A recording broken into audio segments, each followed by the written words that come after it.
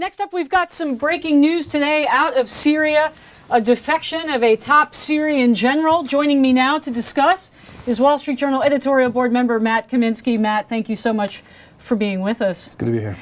For those who don't know, we had Syrian General Manaf Tlass defect to Turkey today, according to reports. Now, he's an important guy. He headed the Syrian version of the Republican Guard. Matt, how important is this? Put this in context. Is this a real turning point for Syria? It could be. I mean, certainly it's had soldiers defect, mid-ranking officers. He is the first member of this inner circle. His father is a former minister of defense. He is a friend, presumably now a former friend of Bashar Assad, and he was, as you said, the commander of the Republican Guard. So his defection may indicate that the rats are leaving the proverbial ship.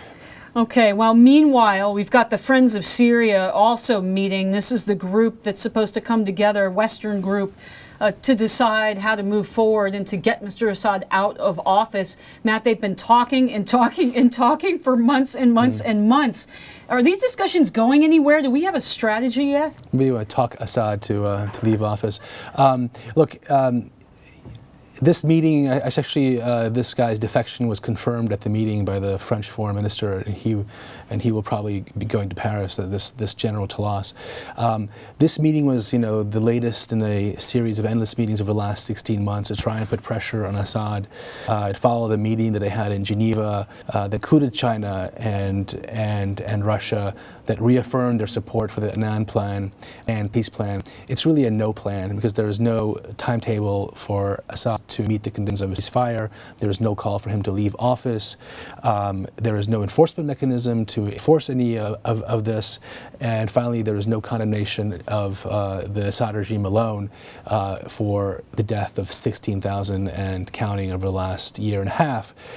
Hillary Clinton gave a very strong statement. She called out China and Russia, saying it's time for you guys to step up here.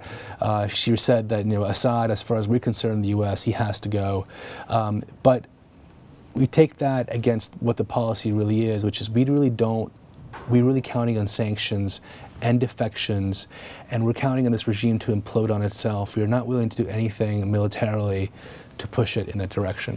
I listened to that description, and I wonder if the UN has no shame with these, well, not really, with these gestures. And also today, it'd be worth noting it that the UN Human Rights Council in Geneva, China, Russia, and Cuba voted against a resolution that condemned Assad for essentially the atrocities of the last 16 months.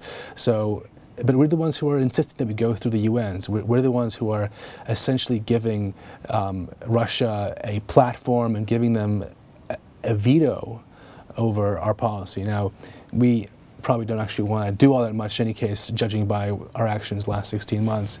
But the US, which is still the world's leading power, has chosen to make the game all about the UN, all about a coalition, and has really resisted kind of stepping out in front to try and do something to stop the fighting in Syria, which is different than putting pressure on Assad through sanctions and by calling him names. Wow, well, what a difference between having John Bolton at the UN and having Susan Rice at the UN. Yeah. Totally different approach. Well, we'll stay tuned on this story. Matt Kaminski, Wall Street Journal editorial board, thank you for being with us.